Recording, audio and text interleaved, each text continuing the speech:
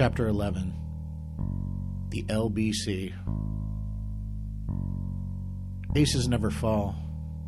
They may slip, but they never fall. And I'm an ace. And that's that. I don't know how it cropped up in my mind, but that thought came to me clear as day one morning while climbing up into the driver's seat to take out another load. And I said it every day thereafter, whenever getting behind the wheel. I still say it to this day, in fact.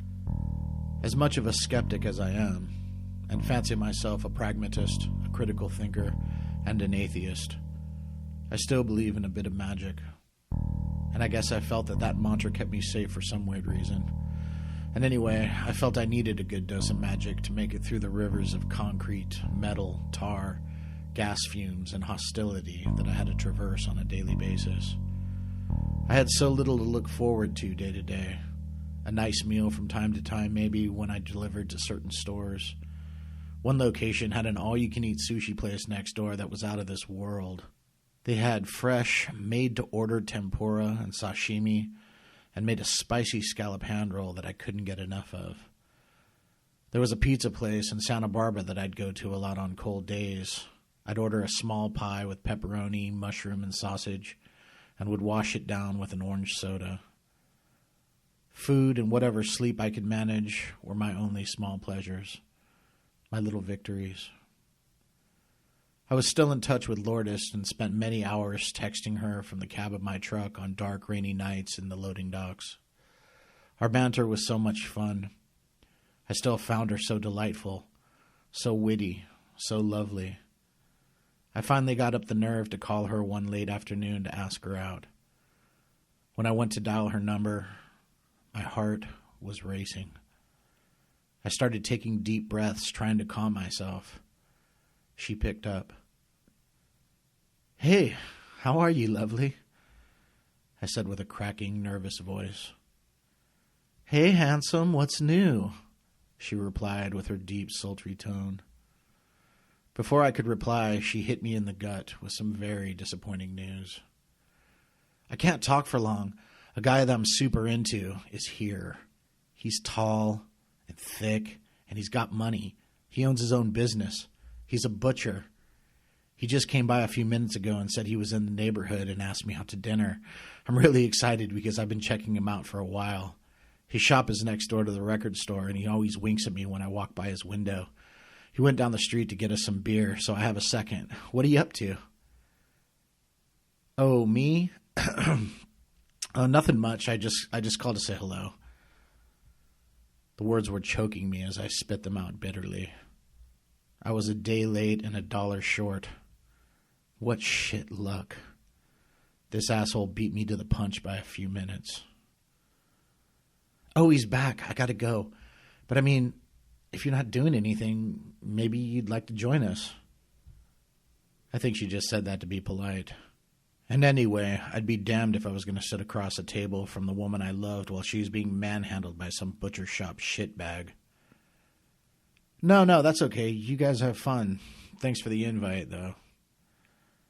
I heard him breathing heavy next to the phone. He must have been sitting close to her. "Come on, baby. I'm getting hungry. Let's go get some meat," I heard him croak. She giggled and hung up the phone without even saying goodbye. It filled me with bile and vitriol. One less magical element to my daily equation. One less reason to have hope. One less angle to help slingshot me through an otherwise relentless shitstorm of boredom.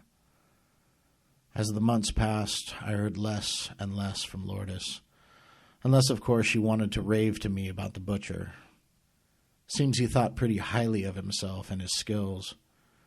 He saw himself as an artist, and the butcher block as his canvas, chopping up and cobbling together bits of this or that, the flesh, the bones, the offal of pigs and cattle, sorting them neatly into nice little paper-wrapped packages for his high-end clientele, mostly movie stars and famous musicians that lived in Venice Beach. After all the pageantry and bluster, it wasn't art. It was just butchery. But what could be said? He was a success at it, He had money and prestige, and what was worse, he had her. He inherited a vast sum of money from a rich aunt that he used to open the shop with, and had a timeshare in Maui that he regularly flew Lourdes out to for vacations. Oh, how I seethed upon receiving texts from her of pictures of the two of them on the beach, drinking Mai Tais, with little umbrellas protruding from their glasses, her tan, coconut-oiled body glistening in the sun, and the thought of his hands rubbing her down and feeling her up, all while I sat in my truck on a freezing cold night in Rubidoux, drinking a lukewarm cup of old coffee. I didn't stand a chance with her. My name was Mud. Months passed in a dull blur. Fall and winter came and went, and spring arrived. I welcomed it with open arms after a blistery, rainy season of slick roads and icy mountain passes. I decided I'd spoil myself and do a little socializing. I got an invite with a free VIP pass to the Ink and Iron Festival at the Queen Mary in Long Beach. It was a huge event they held on the grounds there with a big classic car and motorcycle show, tattoo booths with artists from around the globe, live bands, a pinup girl fashion show, and clothing and food vendors. It was a counterculture extravaganza, and pretty damn cool, actually. I'd be sure to run into some fans, old road dogs, see some bands I used to play with get up and do their thing, and all for free. I guess all the years I spent playing music were still paying off in some small way. And man, how I needed a change in scenery and to just relax and unwind. I walked around the grounds, drinking a beer and eating a corn dog, looking at the cars and bikes. Though there were classic cars all over the country, no one did them as well as we did here in Southern California. It was just a big part of our cultural identity. Whether it was lowriders, choppers, or chop-top vintage Mercs, they were all exquisitely crafted works of art, candy-coated, chopped and channeled, polished, gleaming chrome chariots. It made me miss driving Juanita, who was just rusting away in our garage at home. There were beautiful people all around, too. Everyone was tattooed, dressed to the nines in the coolest fashions, hair coiffed and makeup perfect. The sights and smells and the energy of the music were really effective in brightening my mood. Friends and fans stopped me every few feet to catch up and take pictures. I got a lot of questions about what happened to the band and where I had been and what I was doing for work these days. It made me feel great knowing that people were still thinking of me and were concerned. I'd spent the last few years mostly alone, and being around friends and admirers again felt terrific. But I also got a few painful comments about my weight, which had me more than a little self-conscious. My appearance must have been worse than I had realized because I could see people's eyes looking me up and down in shock at what my body had turned into. Just then, as if I couldn't feel any worse about that, I saw the last two people on earth I wanted to run into. Lourdes and the butcher walking right toward me. At first, I just saw their heads moving through the crowd, but as they got closer, I saw them in full view. And much to my dismay, saw that Lourdes was in the late stages of pregnancy. My head felt like it was about to explode. I was flabbergasted. She was still slight, not overweight at all, but her stomach was huge. She was absolutely glowing. I hadn't seen her in the flesh in years, and the sight of her still took my breath away. It was too late to try to run away and hide somewhere. They had already spotted me, and Lourdes was waving to me with a big, beautiful smile on her face. I didn't like the looks of the butcher at all. He had beady, pale blue eyes, a big fat head, sickly, pale skin, short blonde hair shaved close on the sides and back, and a few inches longer on top, like a police chief in the 1920s. He was a few inches taller than me, but kind of pudgy and pear-shaped. The first thing out of his mouth was, "Heard a lot about you, big boy." Not, "Hello, nice to meet you." And big boy? Where did this pasty pile of horseshit get off calling me big boy? I was fuming, though polite. I guess I felt pretty good in one sense. She had been talking to him about me. Long time no see, Lourdes. I had no idea you had a bun in the oven, I said with a forced smile on my face, though inside I wanted to cry. You look like you're about to have triplets yourself, bud, said the butcher. Had we not been in public and were, let's say, in a dark alley with no one around, I would have stuck him in the neck with the nearest ice pick. But I just smiled and nodded. Shut up, Ken, said Lourdes. The butcher's name was Ken? Fucking Ken? You look the same, Christian. Again, she was just being polite. I could tell. She had that same look of amazement and pity the rest of my friends had upon examining my sad physical state, though she was trying her best to hide it. It's good to see you finally. We haven't even texted in a while, she said. Yeah, I hadn't thought about it, but I guess it has been some time, I said, lying straight to her face. It had been exactly 7 months and 6 days, and since she started dating the butcher, I had stopped following her on Facebook. It was just too painful. We gotta go, babe. I want to get home and see that Nickelback concert on HBO, spat the butcher, wandering slowly toward the exit, trying to coax Lourdes to leave. Well, we have to get going, but come visit soon. We moved here. We live on Naples Island in Belmont Shores. We bought a big house with a huge backyard where we can barbecue. Belmont Shores was the nicest part of Long Beach by far, and Naples was especially lovely. It was a little island that sat in the middle of the bay near the inlet where all the fishing boats and yachts in the area were moored. Very exclusive and expensive. Come on, Lourdes, for fuck's sake, yelled the butcher. Okay, gotta go. We'll talk soon, said Lourdes as she waddled after him. I just waved. I should have stayed at home, I thought to myself. Reconnecting with her didn't seem like the shot in the arm it once had. Dating this guy, going on vacations and the rest was one thing. But buying a house with him and having his baby was next level. It was hopeless. The only woman in my life now was the gray wolf, my beat-up old Peterbilt, the 18-wheel coffin. The roads were death traps some days. I had a route that was scheduled rather late one afternoon. I didn't have to leave my place until 4 p.m. I came out of the house to see the front lawn covered in leaves and large branches from trees from the terrible wind that had been blowing all night long. The palm trees on our street were bent sideways as the gusts came roaring in. People say that the weather in California is always the same, temperate and mind-numbingly mild all year round. But that is just not the case.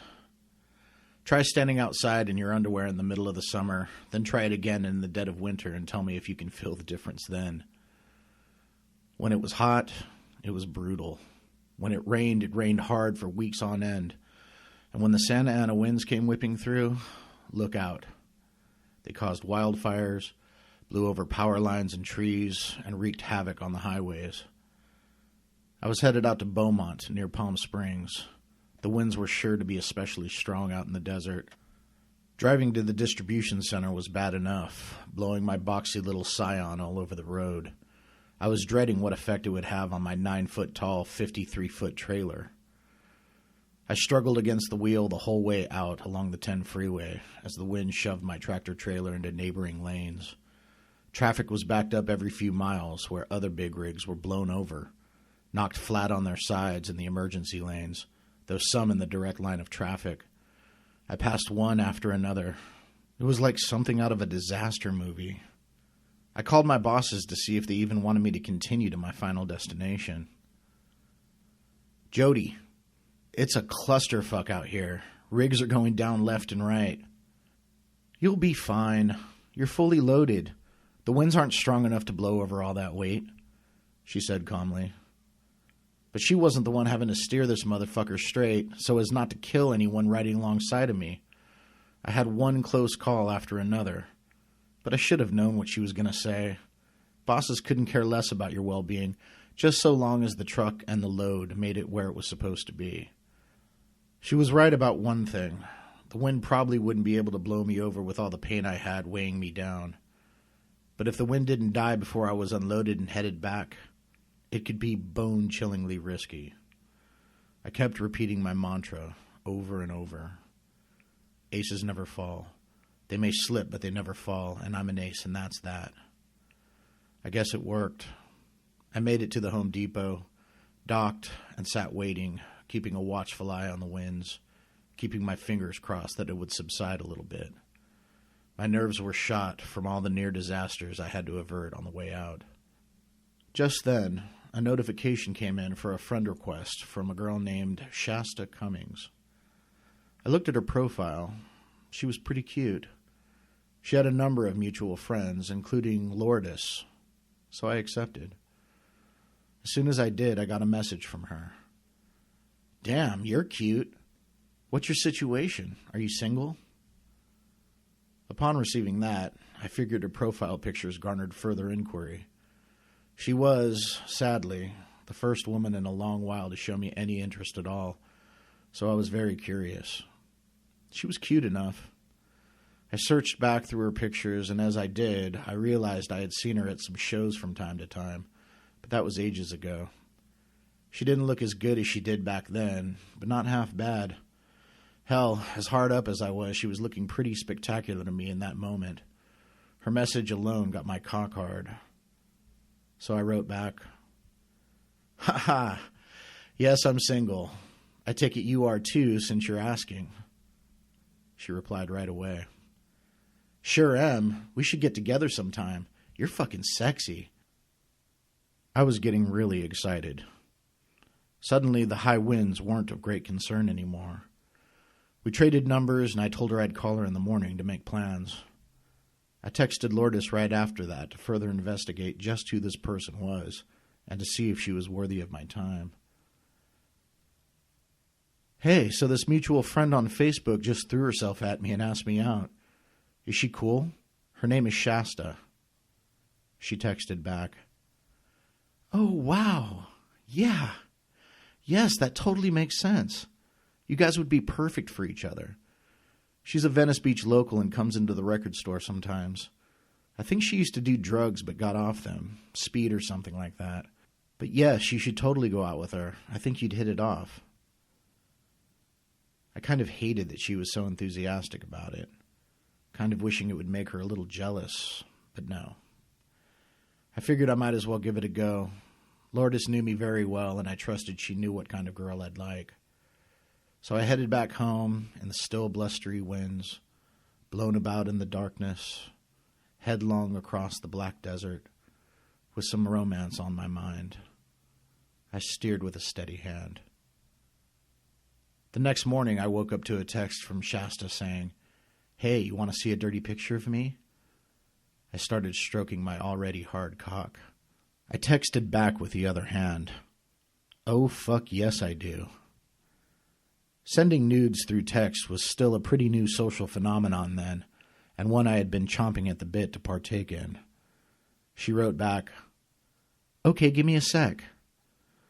A minute or so later, a text came in with a picture attachment. When I opened it, I jumped 10 feet in the air at the sight of a rather menacing black widow spider, accompanied with a sound file of a loud, blood-curdling scream. It scared the living shit out of me, as it was not what I was expecting to see or hear. My heart was pounding in my chest. She got me good. Really good. I wasn't keen on pranks, quite frankly. Never have been. So I kind of half chuckled, but I was also sort of half pissed off. I didn't know it then, but it was a fucking omen.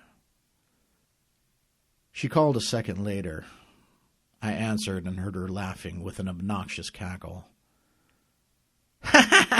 "Did you like seeing my spider pussy, sexy man?" Her voice was shrill. "Ha ha, Yeah, good one, I said half-heartedly.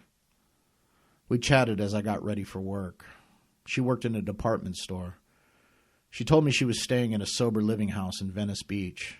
All the people living there had to have been off drugs for more than a year, and she had tested clean for longer than that. She explained that she had gotten addicted to Vicodin, something I was familiar with having been with Kylie for so long. She, too, had a bad addiction to those pills, as did a lot of people we knew. She would sell them to friends for $6 a pill, and they flew out the door, selling like hotcakes. But I didn't see Shasta's addiction as a big deal, because Kylie was a highly functioning person with a high-pressure job, and she managed just fine. And besides, it seemed like she had been making all the right moves to get straight, so who was I to judge? We made plans to meet up that weekend. I invited her over for dinner. The day of, I gave her directions and said to arrive around 5 p.m., then went shopping for stuff to cook. I was going to make her my signature nachos and guacamole. It was one of my specialties. It was a nice, relaxed, and informal kind of dish, and kind of fun and easy to make. I got some wine to drink and some ice cream for dessert. 5 p.m. came and went. It was going on 5:45, and I hadn't heard from her. Finally, I got a call. It was hard to hear her over her music blasting and the wind gushing into her obviously open window, but I heard her screech, "Holy fuck! Where the fuck do you live? I'm lost as shit!" Finding our house was not difficult. We lived on a main thoroughfare right next to the freeway. Our address was clear as day in big numbers on the curb and next to the front door. Don't you have GPS?" I asked, slightly annoyed. "Yes, but I don't get what it's trying to tell me. I'm confused." She told me where she was and what kind of car she was driving. I stayed on the phone with her, guiding her in. I saw her pass my street at the end of the block. I just saw you pass my street." Oh shit, okay, give me a sec." How fucking hard could it possibly be? She finally came tearing around the corner on the opposite end of the street, pulled over in front of the house, and honked her horn obnoxiously. She rolled down her window and bleated like a billy goat. "Wow, you're fucking cute." I wished I could have expressed the same exuberance for her appearance. I wasn't as keen then as I am today to the magic tricks some women use to make their online pictures much nicer than they themselves actually look in real life. She looked okay, but not nearly as good as what I was expecting. But I was no prize pig either, just a plain old ordinary pig, so I couldn't complain. I walked up to her car to greet her. It was a primer gray Chevy Caprice, the kind that street cops used for years here in California. It was dented and dirty, and the back seat was filled with garbage, blankets, and wrinkled clothes. There was a big crack in the windshield, and it was so filthy you could hardly see through it. She got out of the car and gave me a big hug. She squeezed so hard she nearly snapped my spine. From up close, I could see that her skin had a strange, porous texture. She was thick, bordering on fat, though solid and strong-looking. To be fair, she did have a very shapely ass and a nice set of legs. Her eyes were pretty, but they were manic and glassy. I quickly realized that she was not at all clean like she had purported, and whatever testing she was doing to be able to stay in the sober living house was a cheat. Was this mess what Lourdes thought would be perfect for me? Is this what her opinion of me was? It was perplexing. Still, I was stuck. I never did have the heart to be a cold-blooded asshole. Some guys would fake some kind of excuse to cancel last minute or blow her off completely with no excuse whatsoever. But I just couldn't.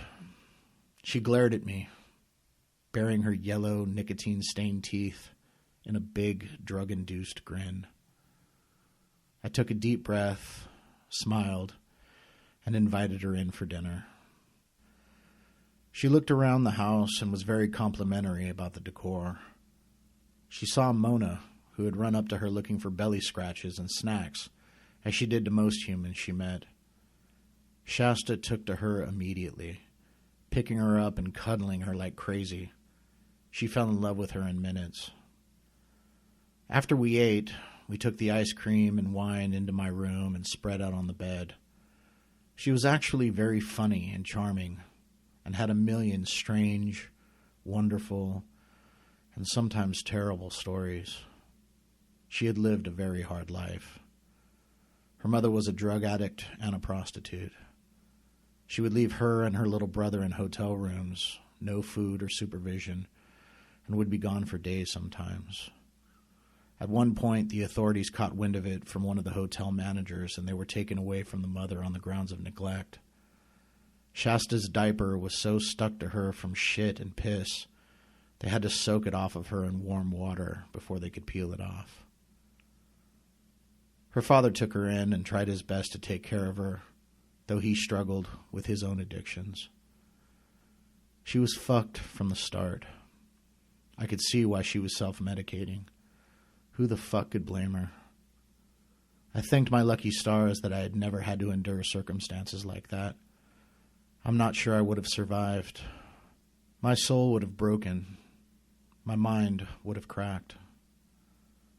Shasta needed love, for the painful memories to vanish. She wanted fun and promise for a better future. I don't know how much of that, if any, I could provide, but I could try and love her for a time, be a friend, a confidant, someone to make her laugh a bit, feed her ice cream and nachos, pour her a glass of wine, and listen for a little while. We messed around a little. I went down on her. She came good and hard and went to return the favor. I was hard at first, but I couldn't finish.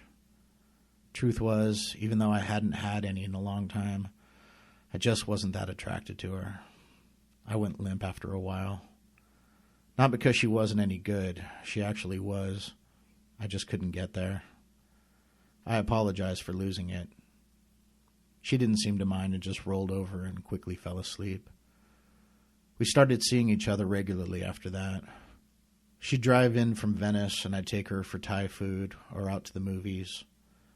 The weather started getting hot and the days were perfect for the beach. One day I decided to take her down to Laguna to a little strip of sand called 1,000 Steps. You parked at the top of these cliffs above the shore and walked down a big flight of stairs to the sand. It's some of the loveliest coastline in Orange County. We brought Mona along so she could run around in the sand and breaking waves, something she loved to do. We brought a picnic basket and a cooler full of sandwiches, chips, cold chicken, candy bars, and soft drinks. We spread out behind some rocks away from the crowd and luxuriated in the hot sun. We ate our picnic and walked around near the tide pools, looking at the sea anemones and the guppies swimming in schools in the shallows. We found some rocks and laid down on them, our bloated bellies distended, our joints sore and stiff, our pale skin burning in the bright, hot sun. We looked like a pair of fat, old sea lions basking in the afternoon light. I was aware of this and felt kind of down about it as I watched young, beautiful people running by, playing volleyball, diving gracefully in the waves, holding their hot, wet bodies to each other in the cold, foamy sea, gazing at each other with lust, the way I once had with Violet back in high school, when I was young and slim and muscular. Now, here I was all these years later, a mammoth, fat bucket of shit, laying next to someone I was totally indifferent to sexually, emotionally, or otherwise. Someone I merely wanted around because the loneliness I endured for so long was a worse option. I looked at Shasta. She was nodding off, snoring like a great pig, drool dripping from her open mouth. My stomach started to turn. My thoughts hearkened once again to Lourdes and the butcher.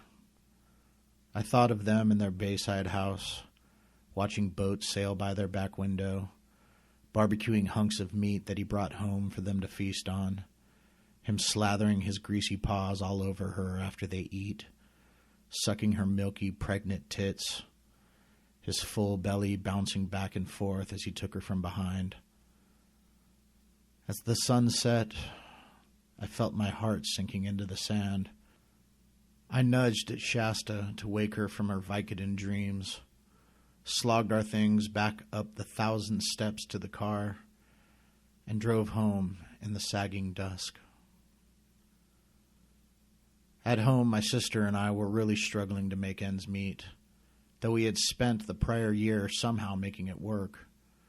Shasta had been staying over more and more frequently and was digging into our food budget a bit. My sister's hours at work were being trimmed back, and my pay was barely cutting it. I had asked my bosses for a raise, but they were obdurate. They said, "In this economy, just be happy you still have a job at all." They were right. I had friends all over that were truly fucked, losing their homes, moving in with their parents in many cases, and these were people with degrees, and some who spent years with the same company, who were kicked to the curb by their bosses like so much rubbish. Even our mother, who had worked at Cal State Fullerton for over 20 years, would stay with us after work instead of driving all the way out to their house in Lake Elsinore just to save gas money. Everyone was feeling the pinch. Things were simply unsustainable. One night, I hauled a load over to the Home Depot in Signal Hill. It sat next to the 405 freeway at the top of Atlantic Avenue, overlooking downtown Long Beach. I parked the truck and waited to get unloaded. I got restless and walked across the parking lot and sat at a bus stop and looked out at the view. I saw the cargo ships offshore, bellowing their horns in the dark harbor, and all the lights glistening in the misty evening. I thought of Lourdes down there somewhere, warm in her big, soft bed, the butcher snoring away next to her. I had to call her. The impulse to do so was overwhelming. I was so close to her, just a few miles away. I could feel her out there in the darkness, and I wanted to hear her voice in my ear. I dialed her up. She picked up after the first ring. "Hey, handsome. I haven't heard from you in a while." My heart soared. I had a big smile on my face. "I know, love. It's been too long." Then I heard a baby crying in the background. I gasped. It had completely slipped my mind that it had been at least 3 months since I last saw her, and that the baby had come. She had a little girl. She named her Luna, because she was born on a full moon. I started to tear up. After years of living with different women, fucking around with many others I met on the road, having had one meaningless interlude after another, I realized that I was talking on the phone with the one woman that I would have been more than happy to breed with. And she had a child now that wasn't mine. She should have been, but she wasn't. And this fact was crushing. I heard Lourdes get up to feed the baby. She held her to her breast and fed her. I heard the baby cooing and her cries falling silent. It warmed my heart like nothing I had ever felt before. "I don't want to keep you, honey. I just wanted to say hi," I said. I wanted to hang up and go hide in the cab of my truck and bawl my eyes out. "Don't you dare hang up. I haven't heard your voice in months, and I'm always stuck at home these days with no one to talk to. What's going on with you?" she asked. I choked back the tears and cleared my throat. "I've been better. Still seeing Shasta, but things are hard with money. The rent at the house my sister and I are staying at is just too much to bear. Not sure what we're going to do." "Dude," Lourdes exclaimed, "you and Shasta should move down here to Long Beach. The rents are super cheap and it's fun. There are a ton of places to rent around Alamitos Beach, which is the cool part of town. Every other apartment has a for rent sign in front of it. College kids go back home in the summertime and leave behind a bunch of vacancies. It would be so great to have friends nearby. You guys could come over for dinner parties and we can hit the bars. You can meet the baby. Do it, man. Come on. I was smiling so hard it actually hurt. Just to hear her want me to be near so badly filled me with indescribable joy. It had never occurred to me before to ever live in Long Beach. Aside from attending the Ink and Iron Festival and hauling loads out of the port, I had only spent time there as a kid when my dad would pile us all into the back of his truck and take us down to the Queen Mary on the 4th of July for the fireworks show they put on there every year. I didn't know what to expect, but I would do anything to be closer to the woman I loved, and agreed without hesitation to come down and see what the real estate market had to offer. I talked it over with my sister. She was way ahead of me. She found a nice one-bedroom right in the heart of downtown Fullerton for her and my niece. The poor little thing would have to go back to sharing a room with her mom, but my sister agreed to let her decorate the room to her liking and that she would buy a nice couch so she could sleep in the living room most nights. My mom would still stay over a few days during the week and could help with picking up my niece from school and with some of the bills as well. The block they lived on was right in the heart of all the cool bars, restaurants, farmers markets, and street fairs that went on in town. They would be safe and would have lots of fun things to do with their free time. I put in 3 hard years for my family and their well-being, but I had done everything I could, and I had to start a new chapter in my life. I felt okay knowing they found a nice place that wasn't such a financial burden. Shasta had been staying over most nights. Though we weren't having sex at all, we were still kind of a couple. As it turned out, she had been asked to leave the sober living house for testing dirty. And since I wasn't sure if I'd be able to afford an apartment by myself, I figured I'd ask her to get a place with me. I had to work so much, I wouldn't have to deal with her most of my waking hours, and it would be nice to come home to someone after being on the road all day. She agreed, and we made plans to meet up with Lourdes so she could show us around the neighborhood. Truth be told, we could have looked anywhere for a new place. But I had spent a lot of years coming to the same conclusion about Lourdes time and again, that I was deeply and powerfully in love with her. And even though she was in a full-on domestic relationship with her baby daddy, I was going to get close to her and let her know once and for all exactly what I had been feeling all these years. In spite of the butcher, in spite of Shasta, in spite of the goddamn 18-wheel coffin, in spite of my fat gut, in spite of it all.